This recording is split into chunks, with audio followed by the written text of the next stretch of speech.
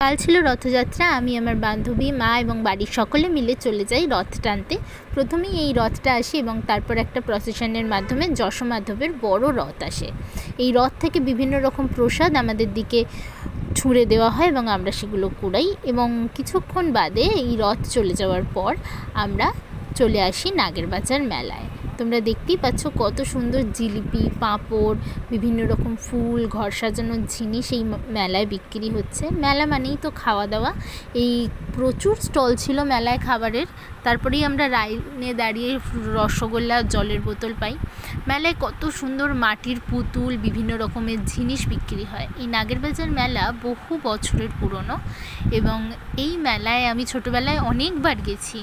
মেলার সাথে চলতে চলতে অনেকগুলো রথও বেরিয়েছিল সেই মেলায়। তারপরেই চলে আসি আমরা জিলিপির দোকানে, জিলিপি গজা কিনি। বিভিন্ন ঠাকুরের ছোট ছোট আসবাবও সেখানে পাওয়া যাচ্ছিল।